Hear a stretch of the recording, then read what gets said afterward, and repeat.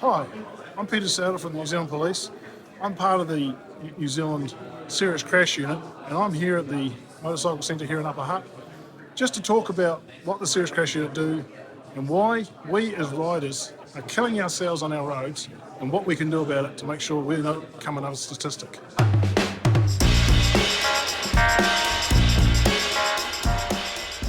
So I've been riding motorbikes since I was 17. It's all her fault. Where are you? Where are you hiding? She's moved over there.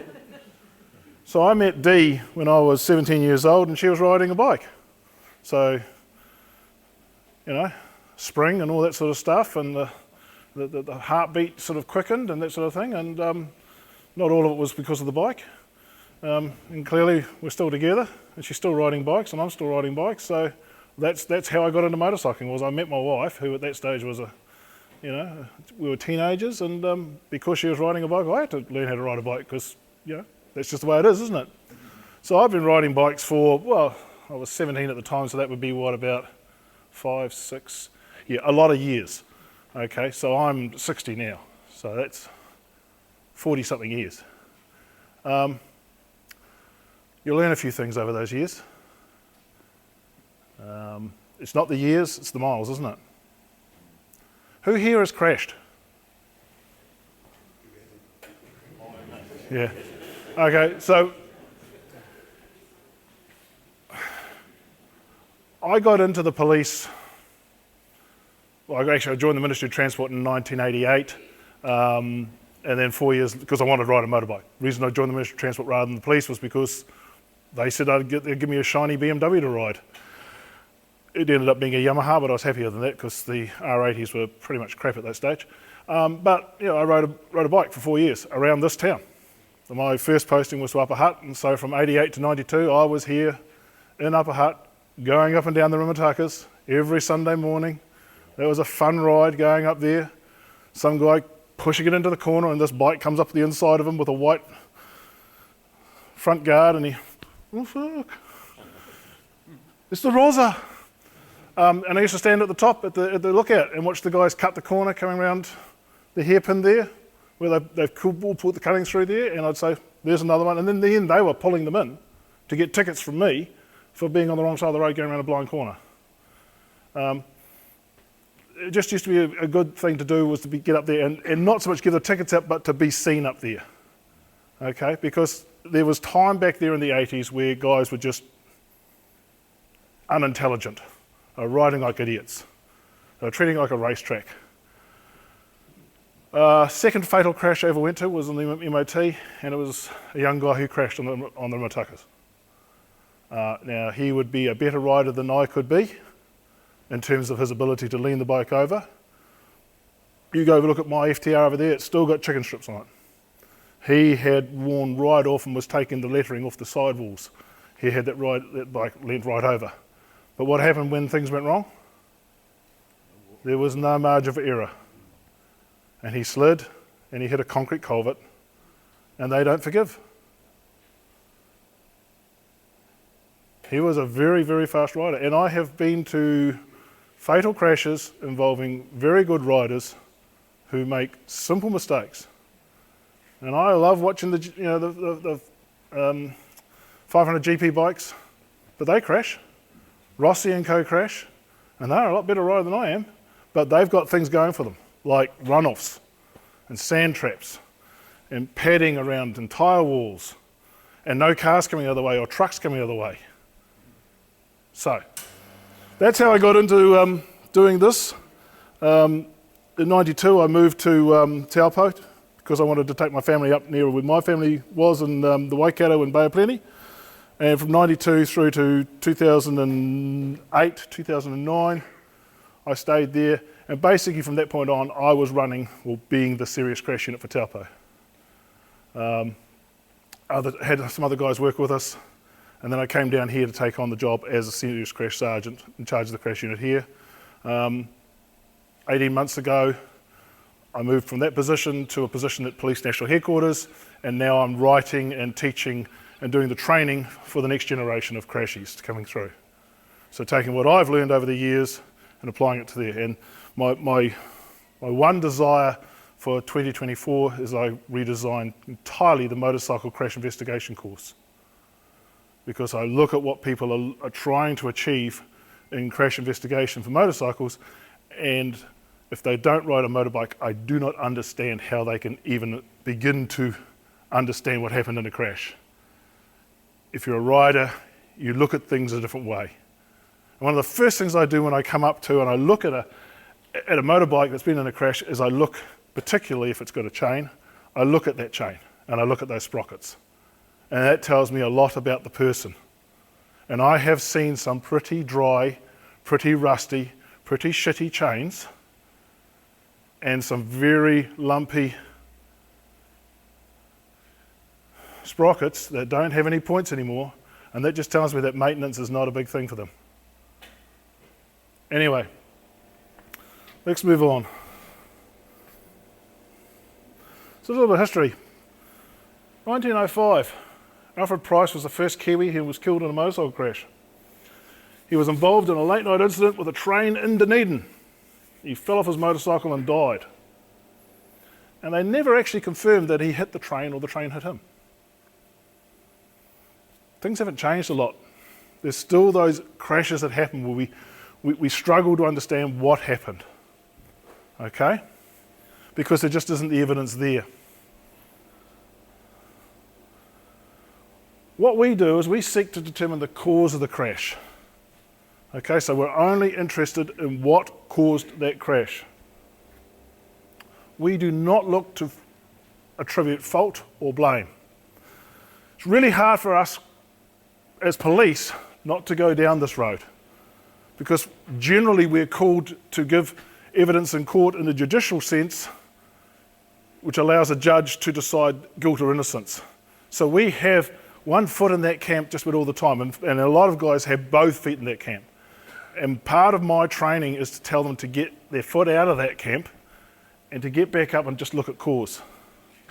Now the cause might be that the guy's riding like an idiot at 150 k's, has a blood alcohol of 250, and the bike hasn't been warranted or registered for the last 5 years, and is just a piece of dung.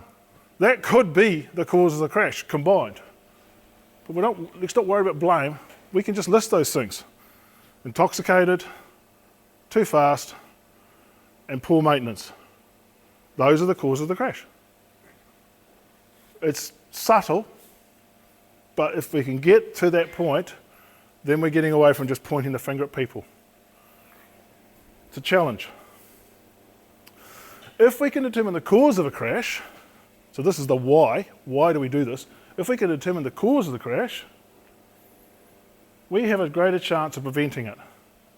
If we can figure out that there's a problem on a particular stretch of road because of a surfacing issue, and if we can see a pattern developing of crashes happening, then we can do something about it.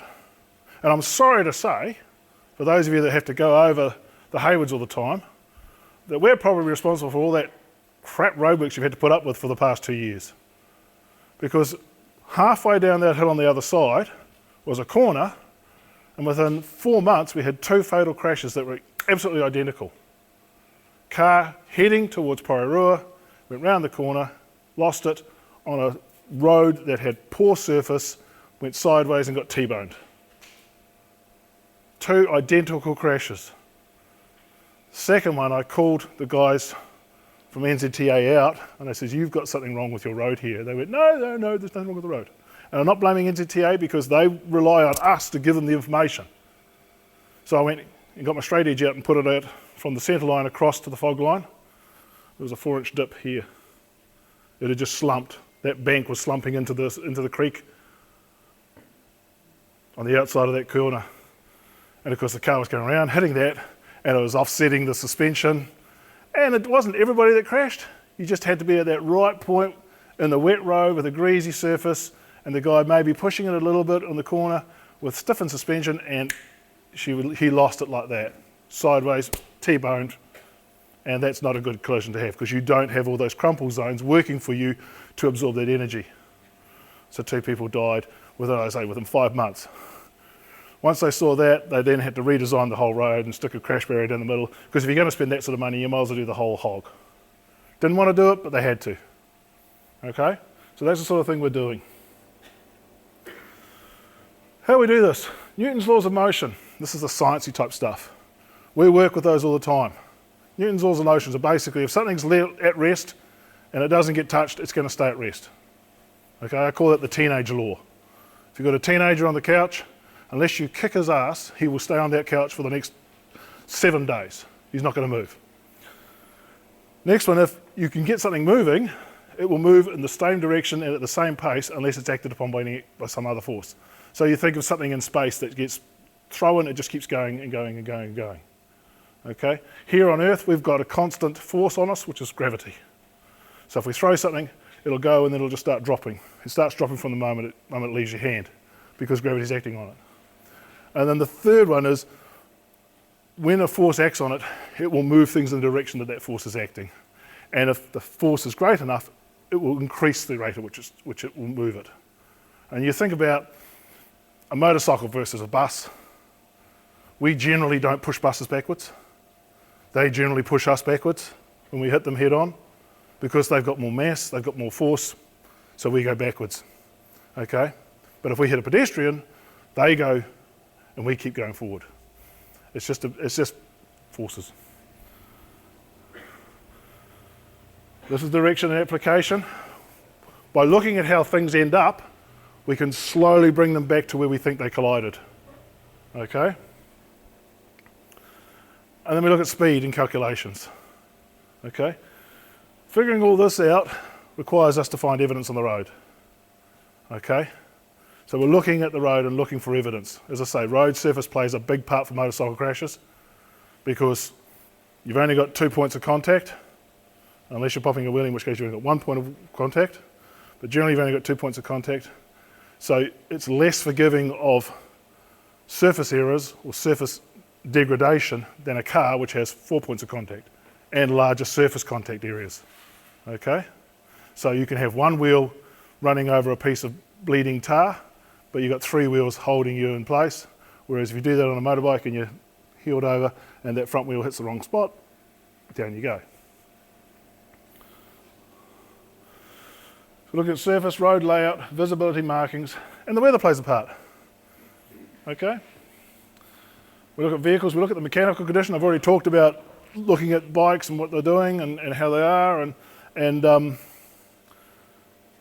one of the things that's really, really hard to get is working out tyre pressures, because generally in a decent collision, the front wheel or a wheel takes a big bang, but if you've got the bike, if the bike's gone down and hasn't hit anything majorly, but there's been a surprising number of times we will check the tyre pressures and find that they are way out. Okay? And one of the things you'll learn on the Ride Forever course is that you should be checking your tyre pressures regularly. Okay, not just guessing and going, feels right. I actually got talking to the guy from Pirelli who did the Shine Side Up with us 2 years ago. And he was saying that he'd come across a number of cases where guys had got on the bike after a winter, got on their bike and ridden, and of course everything feels a bit, cobwebby to begin with, because you're not used to riding. But anyway, they'd ride, particularly where he was in Christchurch, they'd ride over the Port Hills and ended up at Akaroa. By the time they got coming down the other side and going through Akaroa, they felt really good. Cool. So they'd stop, they'd have lunch, get back on the bike. Now their skills have improved because they've had the practice. So they go up, get to the first corner, put the bike into the corner, and the bike would just... Because what actually happened was at the beginning of the ride, their tyre pressure was low. By the time they got to the top of the Port Hills and coming down the other side, because of the rolling resistance and because of the friction of that tyre pressure had increased. When you stop for lunch, your tyre cools down again. Your tyre pressure goes back down again. Now you are better than the bike, and you push it into the corner at what you think is the appropriate speed, and the bike goes, sorry, my tyre can't handle that anymore. How many people have got the tyre pressure monitoring systems on their bikes now? It's the best thing in the world. I don't have it. Dee's got it on the Chieftain. But Dee's always asked, how often do you check the tyre pressure? And she says, never. Why do I have a dog and bark myself? I check the tyre pressures because I want to make sure that we're both safe. So we check the tyre pressures. This is the bit here. Who did what and why and who did it? This is the area that is most concerning to us. So, the scene, the surface, the road layout. You know how we talk about crap roads? Responsible for less than 5% of our crashes. Okay? Vehicles. And Peter talked about it before. In years gone by, we had leaking sumps and all that sort of stuff in our cars. Most cars these days are pretty oil tight, aren't they?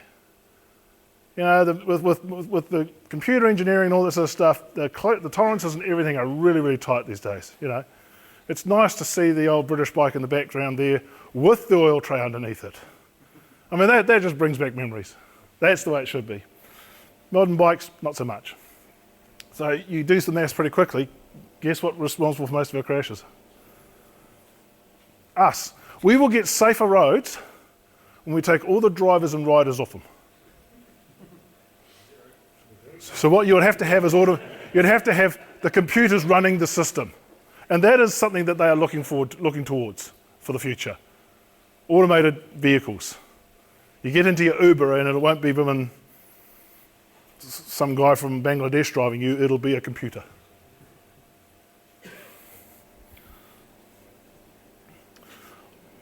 I just updated this yesterday.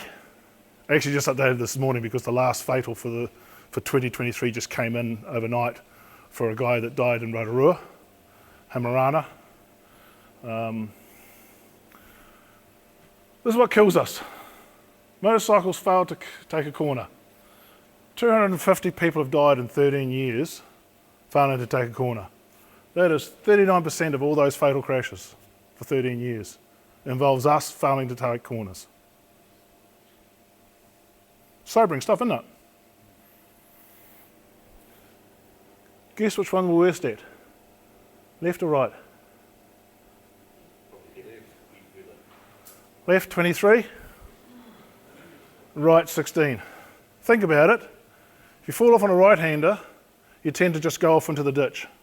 Now, unless you're unlucky enough to hit a power pole or a tree or a rock or something big like that, okay, you're going to get up, you're going to dust yourself off, you're going to curse and swear, you're going to look at the damage to your bike, your mates are going to pull up, you're going to try and fix the gear lever or the brake cleaner and what have you, you're going to ride on. But if you go around a left-hand bend, where do you slide? Across the road, in front of the logging truck or whatever, and it's generally something big and unforgiving that hits you. Motorcycle, just loss of control. Now these are ones I had to sort through because there's some weird ones in here. But this is loss of control basically not involving a corner. So this is on a straight and just going off into the ditch. This is on a straight doing some stupid things. There's a couple of weird ones in here, like guys standing on the seat. Wheelies come up quite regularly, guys getting wheelies wrong. But there's some weird ones, you know, just going down the road and then just drifting off, not paying attention to what they're doing. 22%, 138 people. Overtaking, 14%. Okay. I would suggest that some of those have come from those. Overtaking and then still got the noise on and something, and as you come back, you're then going off the road. But it is what it is. Motorcycle fails to give way, only 4%. But then there's our favourite one that everybody talks about, the Smidsy. That's the other vehicles, that's the other cars and trucks and what have you, failing to give way, 18%. So it's still not even, we talk about the tin tops and we talk about the cages taking us out, we're not even as good as our own loss of control for them. And there's an element in here where people fail to give way to us because we approach intersections faster than they expect. It's not, I'm not saying, again, I'm not coming back to blame, but there is a certain, you know, there's a problem for people with perception for motorcycles because they're used to seeing cars, and cars are this big when they're too close for me to pull out. A motorcycle is only a third of that size. That means the motorcycle must be a long way away. Small object is equated with distance. Big objects are equated with being closer. So they make a bad judgment call. It happens. It happens to motorcyclists too, because here, and I've read some of these ones, guys are pulling out with trucks coming down on them. How do you miss seeing a freaking truck? Sorry. So I'd like to focus on two areas: cornering and intersections. Okay? So we go too fast into left-hand bends, we cross the centre line, and we hit a vehicle coming the other way. Well, that hurts, and it's always going to hurt. Don't care who you are, how brave you are, how good a rider you are, you hit something, you're doing 80 k's going this way, you hit something 60 k's going that way, that's a combined speed of 140 k's, and that's going to hurt.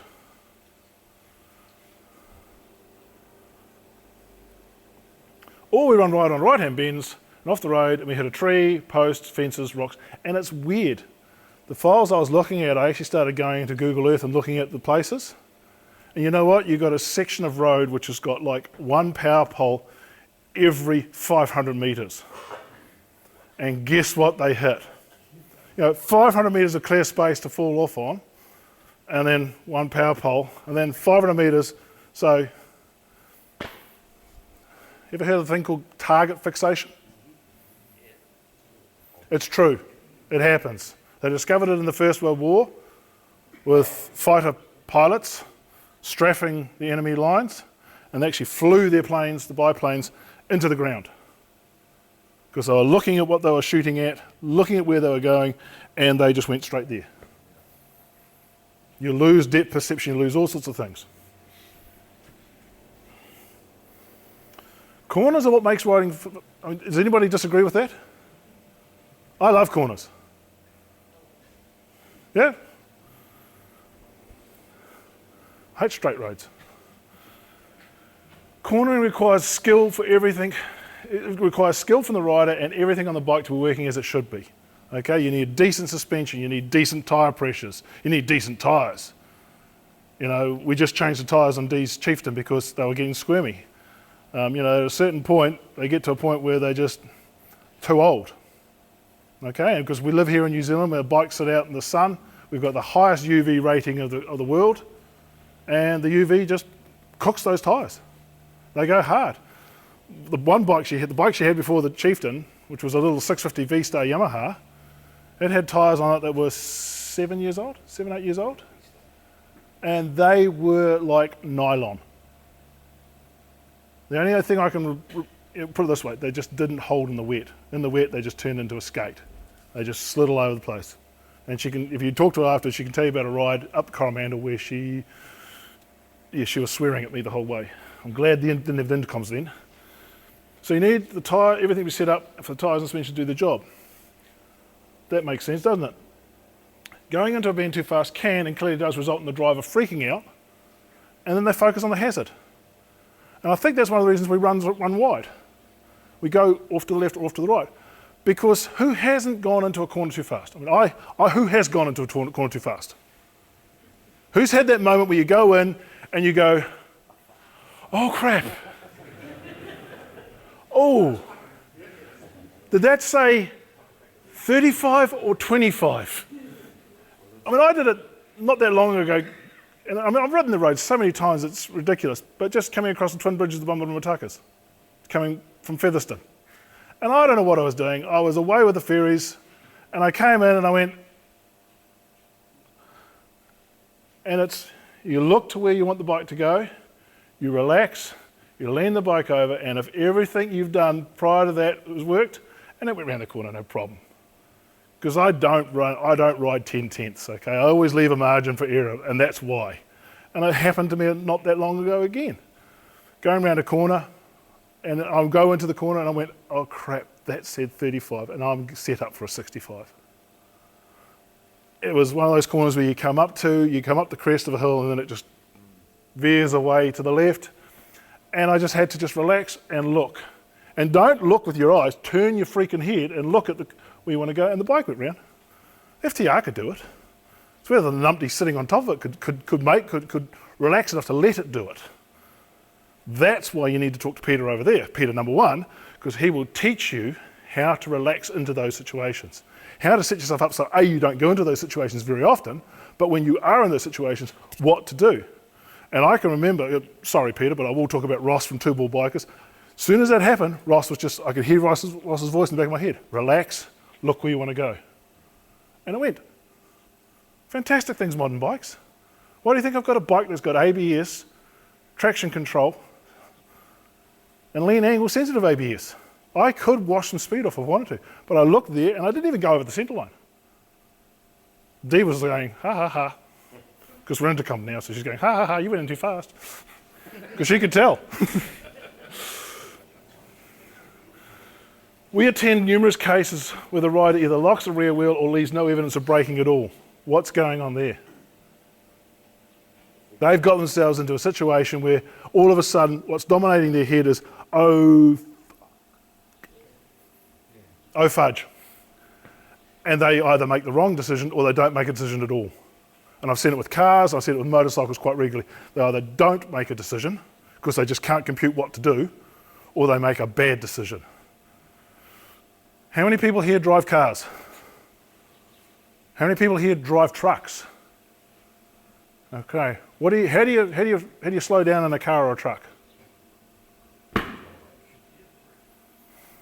lot of people do that when they get into a panic situation because they're so used to driving a four-wheeler that they'll brake with their foot.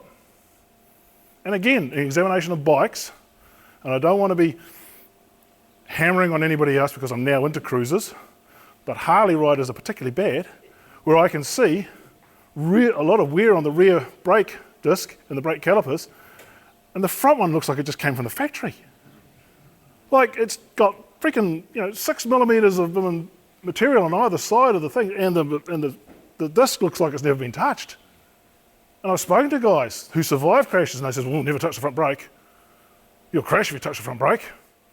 What's it there for? Cosmetics? I mean, it looks nice, yeah, and it's shiny, but 90% of your braking power's there, and in some cases, 100% of your braking power's there. Now, I've gone into a corner with the rear wheel off the ground. So what's braking am I getting from the rear? Nothing. It was in a racetrack in a controlled environment, but that's what you got to do. So I'm going to show you some examples of real world crashes. Now the first one is a guy I found out today. Yeah, just take a look at where the rider positioned them by coming into the corner. First one I found out today because I thought, oh, this is Wellington.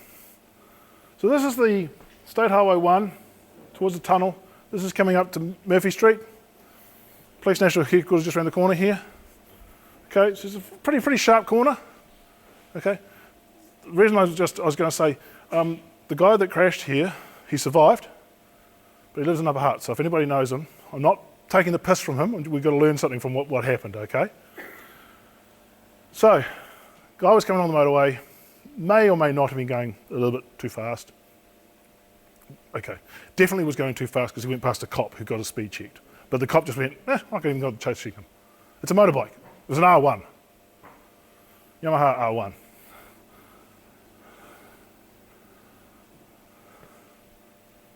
These are his braking marks. This is his entry to the corner. This is the fog line. This is a one-way road. No, he just peeled off, went straight up there, and was going into that corner, and he started his braking here because he didn't, instead of putting himself out here, he put himself in here, and suddenly he realizes, this doesn't give me a good line around the corner. You know what gave him a really good line around the corner? This Armco here. Because he went straight ahead, hit the Armco, and the bike slid around the Armco. He slid around the Armco on top of the Armco. He took out a 4x4 post, just snapped it off, and the bike actually parked itself outside Police National Headquarters. He ended up wrapped around the second post that he hit. Badly injured, but he survived. That's at night. That's it with some lighting on it. Those are the braking marks. As you can see, crap photograph, sorry, really hard to get good photographs at night. Where should he be? He should be out here, shouldn't he? Somewhere, shouldn't he? If you're going to take a corner fast, you want the most radius you can get, don't you? I'm not suggesting you should go as fast as he was, but I'm suggesting you should start your cornering from out here somewhere if you want to go around that corner. He's just gone past the 50k sign, so realistically, officially, he should have been doing 50 kilometres an hour. He wasn't, and that's what happened, and he stuffed his bike. He's too close inside, he's outside the fog line. He overbrakes, and those tyre marks, gets on, gets off, gets on, gets on, gets on, gets on. Was that front wheel? No, it's rear wheel. He's got an R1. Massive. No, it wasn't ABS. Early model R1. But it's still got 320mm rotors. No, that's just him. Weight distribution and all sorts of stuff.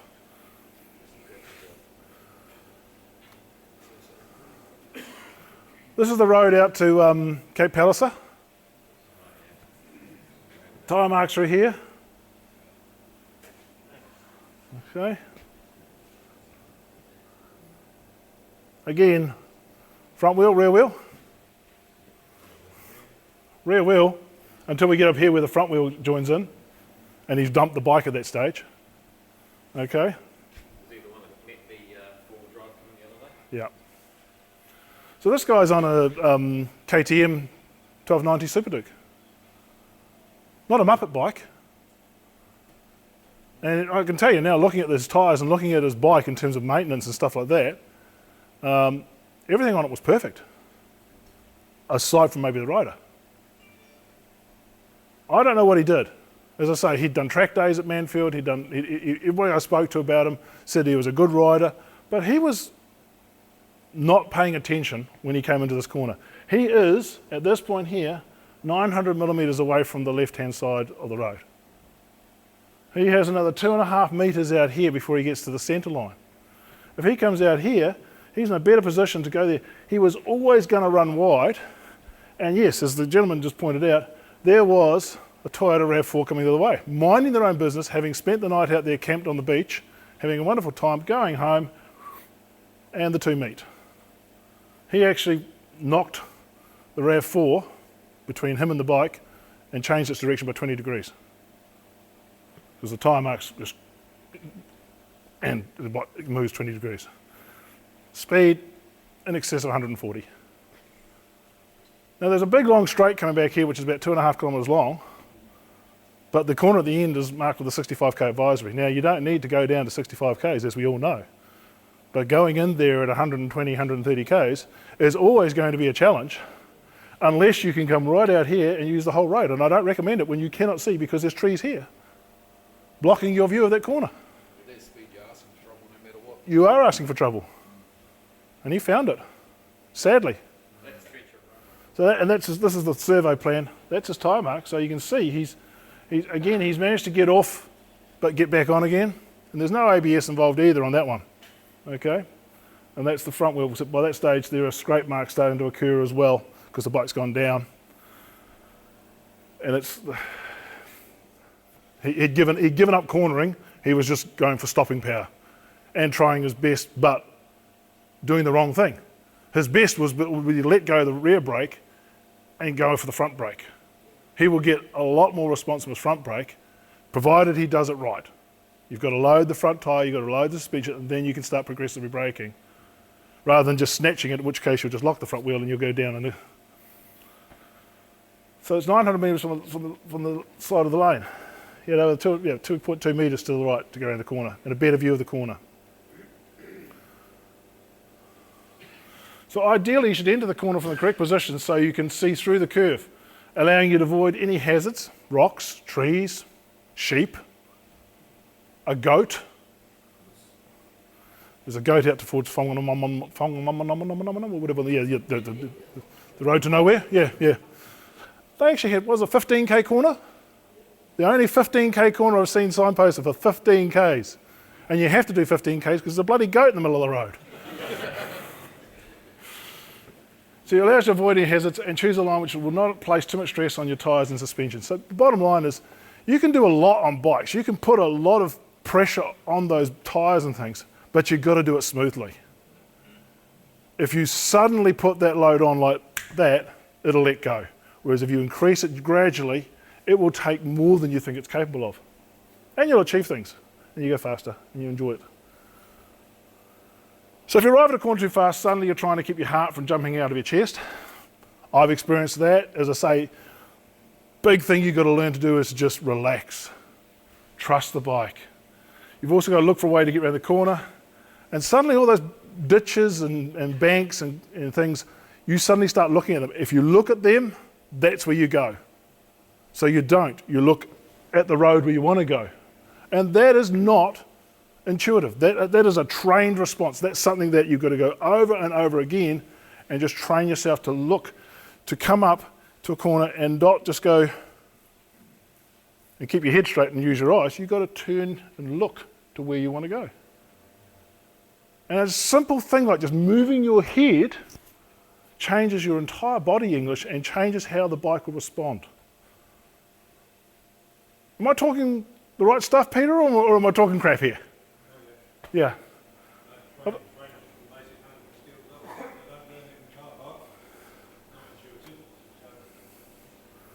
So there are solutions. Relaxing and looking where you want to go is, rather than where you don't want to go, is part of the solution.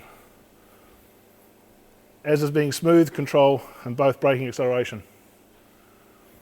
Intersections, let's talk about those. These are places where vehicles often change direction or cross your path. Okay, intersections commonly include side roads, and let's not forget driveways. Everybody forgets about driveways, but they are intersections. Every single driveway is a potential intersection. Okay, a vehicle turning right is going to cross over the opposing lane to get into that driveway or into that side road. Interestingly, worldwide, intersections are where most crashes for motorcycles happen. Okay, now that might sound different to what I told you at the beginning, but where are most of the intersections? In town or on the highway? There's far more intersections in town. Thankfully, the speed limit in town generally is slower. So what happens is we get more injury crashes. Not great for ACC, because they got to pay out for the getting the people back on their feet and what have you. But generally, that's why they don't feature so highly in the fatal statistics as they do in the injury statistics. Okay? Because generally, the intersections are further spaced apart out on the highways. So, but anyway, seeing another vehicle at an intersection should be a trigger for you to be very wary and alert for the possibility of the vehicle moving where you didn't expect it to. Okay? Indicators can lie. Who here has seen a fellow biker riding down the road with their indicator still on? So if we do it ourselves, how can we expect tin tops to do it, not to do it as well? Okay? Don't trust them. Dee will tell you that I spend a lot of time on YouTube looking at crash videos. Why? Because I'm a sick bastard. But a number of times we've looked at videos and you'll see a guy on a bike, particularly in the States, and he comes up and there's a car stationary at an intersection and he goes whizzing past it, and as he gets to this point, this car turns across in front of him. And he couldn't see the car because this car was blocking his view of that car. And guess what that meant? That this car was blocking that car's view of this motorbike. And he's got a stationary car saying, "Where you go?" And the motorbike comes whizzing past him. If you can't see, don't assume that it's going to be clear. Okay? That's what I was saying before. Yes, there's a lot of smidsies. Sorry, mate, I didn't see you. That's what smidsy means, by the way, if you haven't figured it out. Most of you should. Sorry, mate, I didn't see you. But there's a lot of riders who come into intersections way too fast, so that when the guy says, "Sorry, mate, I didn't see you," it's too late. And when I say too fast, I'm meaning above the speed limit. And some poor beggar goes to court and gets charged with careless driving causing death because he should have seen the guy coming. And it's not until the speed gets way over the limit that the courts will start going, "Well, you know what, maybe we'll give you a break this time because that motorbike was going way too fast." These days are pretty harsh on drivers who don't give way to motorbikes. But that's Poor comfort if you wake up in hospital with an arm missing or a leg missing or a shattered knee or what have you, not to realise that you could have saved that by just slowing down a little bit. So approaching an intersection should be a situation where you cover your brakes, even reduce your speed slightly, and if there's a vehicle there, consider what the driver's doing and whether they're showing any signs of having seen you or what they're going to do. If you don't know what they're doing, why are you speeding towards them? Why are you going to increase your speed to go towards them? Why aren't you thinking about them as being a danger? Because they're bigger than you. They might be uglier than you. They might be in a horrible thing like a Demio. They might even be in an electric vehicle like a Prius or something. But it'll still hurt you. Okay? So check your speed and your alert level. Who here has heard of Dan the Fireman? Again, YouTube. He's a guy in the States. He's an acquired taste. But I like him because he's an EMS, or he used to be an EMS. He's retired, he now does riding instruction. And he has this thing that he puts out, which is this. The stages of rider alertness. And he talks about how you should be riding around. So white stage is you're totally zoned out. You're unprepared. You're just, and we've all been there. I'll put my hand up. I've been there. But like I say, I came across the Twin Bridges into that corner, and I'm like, oh crap, I'm at the corner. I mean, it's not difficult. I've done this road 100 times in the last year alone. I'm prepared. Okay, so there's nothing going on. The lights are on, but nobody's home. Yellow is where you should be riding all the time. Okay, you're relaxed, you're prepared, you're aware, you're assessing what's going on. You've got good situational awareness, you're zoned in. So you're just running through the things. Again, if you're just looking at things, just assessing things. When you see something of interest, i.e. a car at an intersection, or a car coming up to an intersection on your side road, or a car that's coming towards you that suddenly the indicator comes on, you should go to orange. You should be going, whoa, what happens if this guy does what I don't want him to do? So now I'm starting to think. Perceive the threat, so now you're ready to act. Red, that is when she's all on, okay? That car started to turn. That guy suddenly in front of you has just hit the picks because he suddenly realised that his turn off is there. You've got to be on high alert, you've got to be able to take action, okay? You've got to be able to do something to save yourself, okay? Brown is a panicked reaction, poor choice. There's a total breakdown of physical and mental conditions that what we saw from those braking, for just using rear brakes and what have you. You're not thinking this through. And generally, it ends up in a bit of a shit show, which is why it's brown. Okay? So just think of this as the way you should be, and you should be constantly going from there to there, there to there, there. And it's not a biggie. It's just the way you do things. You ride along, you assess what's going on around you. You know, occasionally I get zoned out, and occasionally I'll hit the picks because I want to do something like that, and occasionally my wife, who's following behind me on a 650-pound woman chieftain, is going, what the fuck? But she's got ABS, and she learns how to use it, and she can stop that thing on a dime. Because I've zoned out, I've gone into that thing, and I'm not aware that if I do suddenly hit the picks, she's behind me. We've got a good following distance, but she's not prepared for me to do that. And which is stupid because we're intercommed. Hey, we just missed that turn off. I'm going to have to go down the road here and do a U-turn. I don't do that anymore. I think I did it once or twice before she threatened to do things to parts of my anatomy that I really was quite fond of. So encountering a slow-moving vehicle is for some an invitation to overtake. I've been there. What's this muppet doing in front of me? I know what I'll do. Chuck it down a gear or two, open the throttle, and I'm gone. Cool. What happens is as you chuck it down and you open the throttle, the car turns. I've dealt with 4 fatals in Wellington of that. The last one was New Year's Day 2019. The guy pulled out to overtake as the guy turned. They both did the same manoeuvre at the same time, but because the motorbike is accelerating so much faster and because the guy, as he's wanting to turn, is slowing down, guess what happens? Your speed differential just goes, and he just ran out the rear of the ute in front of him. It's just one of those things. You're not supposed to overtake going through an intersection, but I don't think the rider realised it was an intersection. But it was. It was signposted and everything. Consider what he's doing and why he's slowing down. Why is he slowing down? For an extra 5 seconds, let him do his shit and get out of your way, or you know what he's doing and then you can go around him. Rather than assume that you know what he's doing and suddenly find that you've got it wrong. Because in any collision between you and a tin top, you're going to come off second best. Sorry. Forces. Law of mass.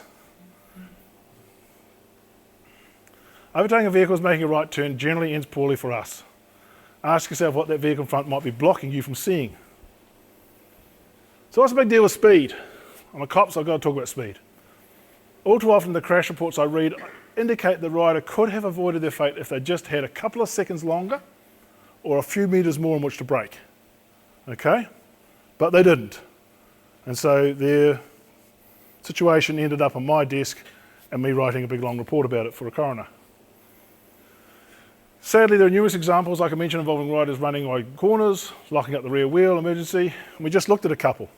The question is, why does this happen? Even if you're highly trained and very alert, what you need in an emergency is time and distance. Those are your two friends in any emergency situation. As much of both as you can get. Okay? Some rather unfortunate facts about speed are this. Speed affects energy. Okay? Based on Newton's laws, as speed is increased, the amount of kinetic energy increases. It's just, I didn't make the law up. Some guy sitting under a tree who got hit by an apple made it up. Okay? That's the formula. Kinetic energy is equal to half the mass times the velocity squared. And that little sucker there will you up big time. Okay?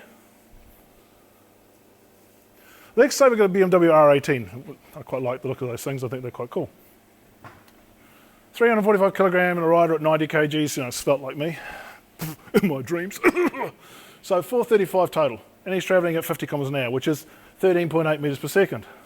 If I do those calculations, so that's my half, times the mass, times velocity squared, I end up with a kinetic energy of that many Newton meters. Okay? Cool. This is boring. Move on. What happens if we increase the speed to 100 kilometres an hour? Let's do the same calculation. This is now 100 kilometres an hour, 27.78 metres per second. That's your kinetic energy. Anybody notice something about those two numbers? It's a lot more. This bottom number is 4 times bigger than that number. And it's because of those little suckers. Because when you square 2 times 2 squared is 4. Okay, simple. Okay, how does this work in the real world? More kinetic energy you have, the longer you're going to take to stop. Okay? So let's talk about that. So the energy increases 4 times. When we double the speed, guess what will happen to our stopping distance? Anybody want to guess? I'm hearing 4 times. Yeah. That's the formula for working out stopping distance.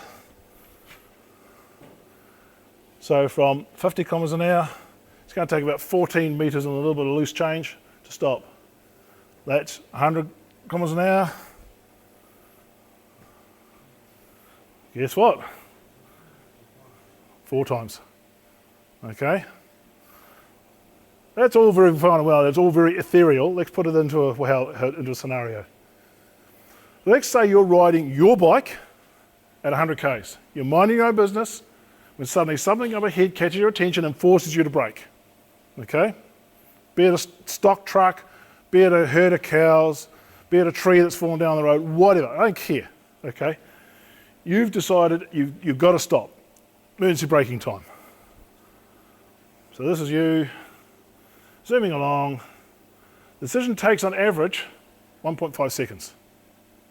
That's an average. I mean, there's plus or minus, but we're just using a number because of this.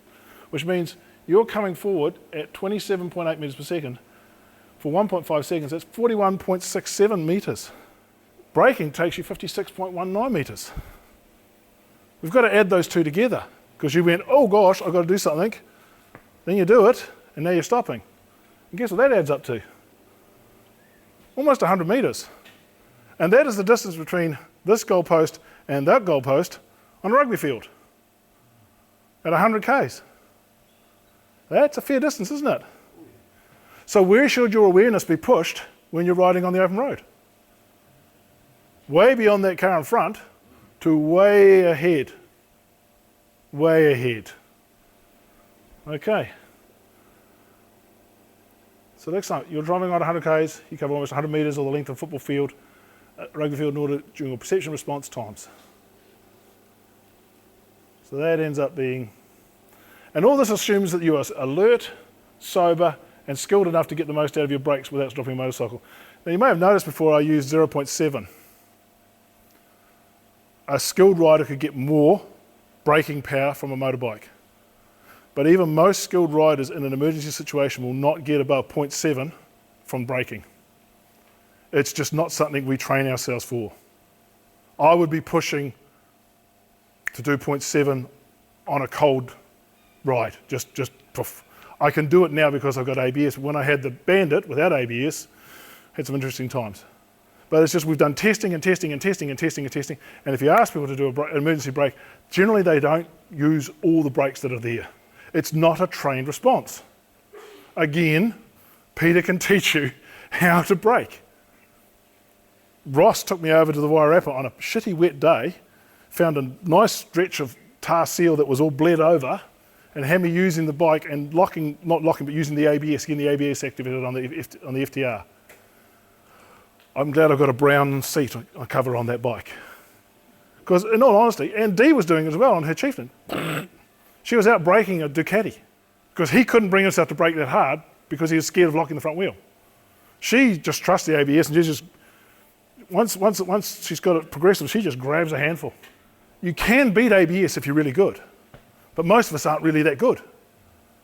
If we were doing it like maybe Peter could do it because he's riding all the time, he's using his bike all the time. But for us weekend warriors, it's just not something that we're realistically going to be able to do. It's got to be something you practice. It's got to be something you train for. It's like us with firearms. I loathe the amount of time I spent at the police college training with firearms. But you know what? If some guy's shooting at me because I've gone to a armed offenders thing, I want to be able to send little bits of lead towards him as quickly as possible. And when one of those things jams, I want to be able to go tap, roll, rack, and up again as quickly as possible without having to think about it. And that's what you want to be doing on your motorbike. You don't want to be thinking about, now what did he say about braking? You want to be just doing it instinctively. You've got to get it from up here to basically in your heart, an instinct level. So you have to practice it, you have to do it over again. And we don't do that regularly enough. Make it become muscle memory. Muscle memory is what we're talking about, absolutely. Let's just quickly go through this. Let's reset the whole thing, and now you're doing 120 Ks. It's not an unrealistic speed for most people. You've got the same PRT of 1.5 seconds and the same braking capability. So want to guess what the total stopping distance will be this time? Not really. Okay. 130 metres. Add a little bit of loose change. So it's only 30 metres more.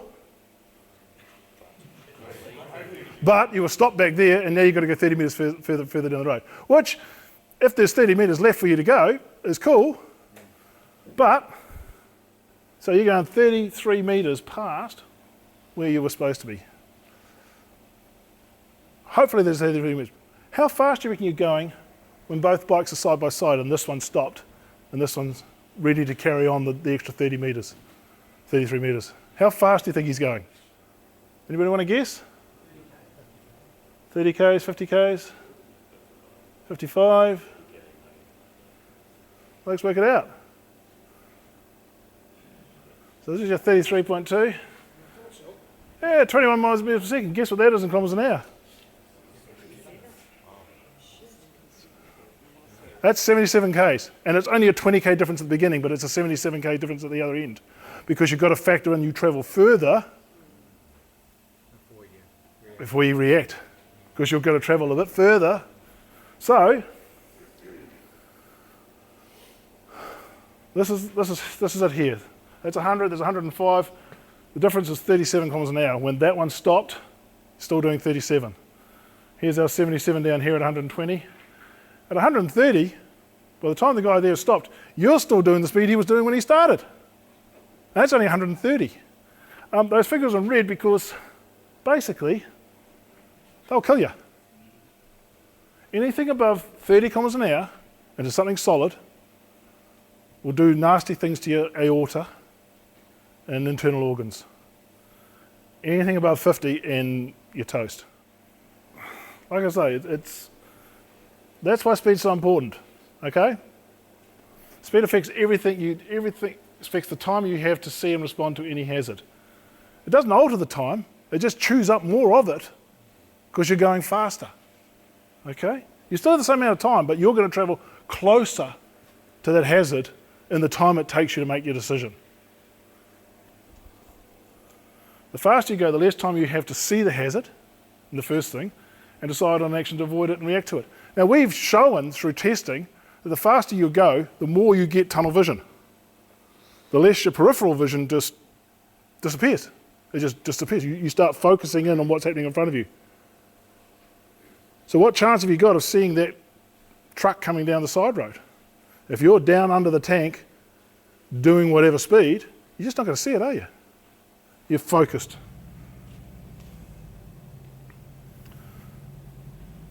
So that's it, guys. I'm not telling you the speed, I'm just telling you what's going to happen if you do. Okay? And I'm just telling you that you can do things about training and getting yourself, you've got those 5 stages, and you really only want to be using the 4 of them. Okay, we actually really only using the 3 of them. You want to be using the yellow, the orange, and the red. Okay, you don't want to be riding in the white, and you certainly don't want to go to the brown. But appropriateness is what it's about. And certainly when we're in a busy situation in town, definitely not the place to be speeding. Too many other people around, too many other variables that you are not in control of. So, you know, taxis, I almost T-boned a taxi. Not that, well, when I say it was a couple of years ago, out at the airport. He looked at me, smiled, and pulled out on me. And I'm sitting there going, and I'm braking, and that was the one where I actually had the bike standing on the front wheel, because when we stopped, it went clunk back down again. That was on the Bandit, and I had a pillion passenger on the back as well.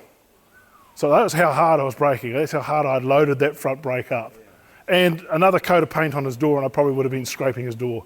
But he looked at me, he smiled, and he carried on. I don't think he even saw me. I don't quite understand. Is this just a man thing? Who has gone and to the drawer, opened the drawer, looking for the scissors, can't find the scissors, said to your significant other, in this day and age, where are the scissors? And they said, in the drawer. And you go, no, they're not in the drawer, I've just looked. And they come across, and they open the drawer, and they somehow secretly get the scissors in there to pull them out. Yeah. Has anybody else had that happen to them?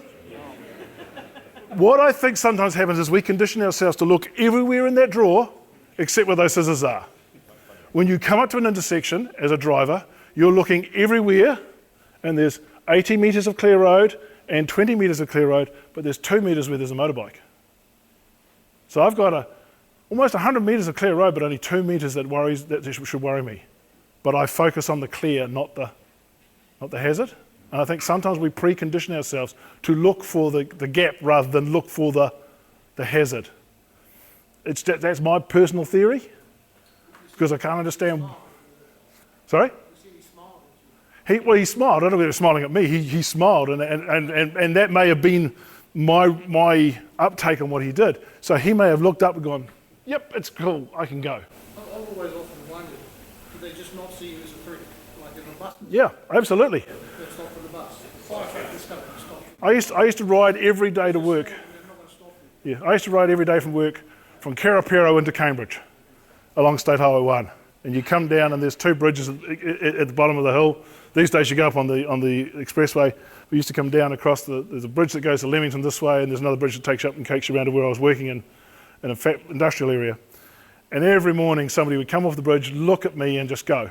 And I'd have to brake and let them in or adjust my speed. And then one day this guy looked at me and he went, and then I just saw him change.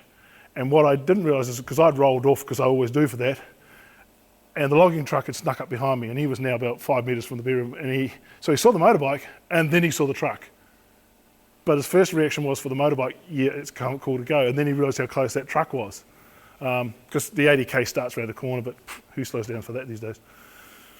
So yeah, I mean, I think there's a whole psychology that we need to get into for drivers. The problem is, yep, absolutely. Absolutely. And you know, I've got Kevin Williams' book. Kevin comes out to do Shiny Side Up, and he talks about that. And unfortunately, in terms of the high-vis vests and things, the orange, I've got yellow. The best colour, pink. Because it's the most unusual. You're just another road cone. Just like me, I've got orange as well. You're just another road cone. And yellow vests are all over the place. Pink stands out because it's different. The worst colour for camouflage in the bush, police issue blue. Nothing in the bush is blue like that. But we've had guys who shoot each other in the bush. You know, hunters out there, and guys wearing camo gear, but bright orange camo gear. Saw a deer, could see the rear end of a deer. I shot the deer. Bright orange hat. If you look there, if you're looking for a deer and you see movement, you'll probably see a deer. Yeah.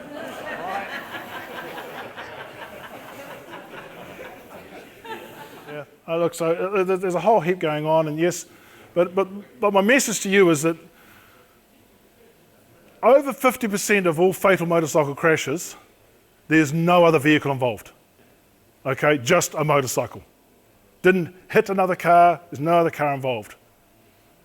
So we can halve our chances of having a fatal crash if we look after ourselves and we take care of our own business in our own house. 75% of all fatal crashes, we motorcyclists bring something to the party. And when I'm talking about the speed coming into an intersection, yeah, the guy failed to give way to you, but you're now going too fast. You're doing 75 instead of 50. If you're doing 50, you probably could have just slowed down, let the guy go, give him the fingers and carry on. But you're not. You're going to go into the side of him because you're going too fast. Okay? But 75% means that there's only 25% that we can't do shit all about because they're the other guys, but we can do the rest for ourselves. We could reduce our chances of having a fatal crash by 3/4 if we just tidy our act up. Now, I'm not saying don't have fun. We have fun. But start thinking about those stopping distances. The faster you go, you better have your eyesight way out there. You better be aware of what's going on way, way, way up there. And the other thing, of course, is that how many guys have gone, and that car up there, oh, it's got those little red and blue lights on it. Oh, so what was your awareness? Here you are doing 100 and whatever, and there's a blooming cop up there. You never saw him.